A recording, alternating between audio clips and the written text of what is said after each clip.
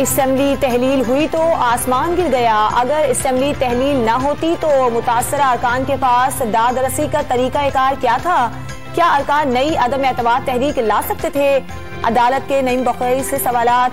Parliament में जो भी हुआ उसे आईनी तहफ़्फ़ुज़ हासिल होगा। हतमी फैसला अदालत का होगा। नईम बुखारी के दलाइल मुकम्मल।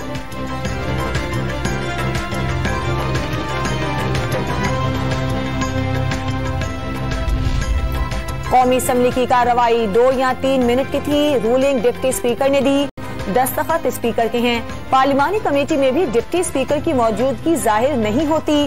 जस्टिस जमाल मंदोखेल के रिमार्क्स, डिप्टी स्पीकर मौजूद थे, शायद दस्तावेज असली नहीं है। नईम बुखारी की सफाइयां, अदम एतमाद पर वोटिंग आइन का तकाजा है। ऐसा लगता है डिप्टी स्पीकर को लिखा हुआ मिला कि ये पढ़ दो। जस्टिस मुनीब अख्तर के रिमार्क्स। क्या वजीर खारजा को पार्लियामेंट की सलामती कमेटी के इजलास में नहीं होना चाहिए था?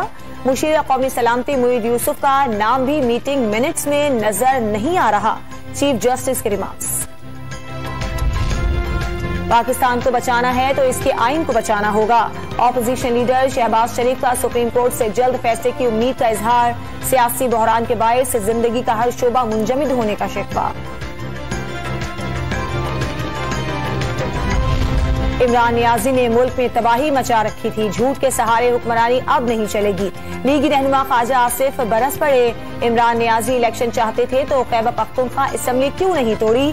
नाकाम खारजा पॉलिसी के बायस से सऊदी अरब जैसा दोस्त नाराज हो गया। दानियाल अजीज के वार।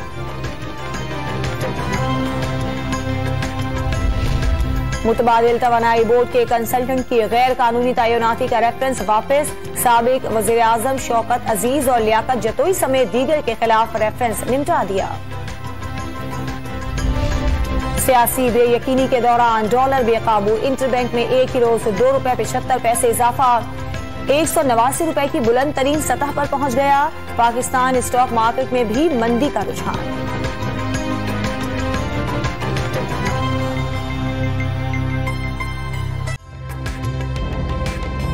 ताज़ा तरीन वीडियोस के लिए हमारा YouTube चैनल सब्सक्राइब करके बेल आइकन प्रेस करिए ताकि आपको मिले हर अपडेट सबसे पहले।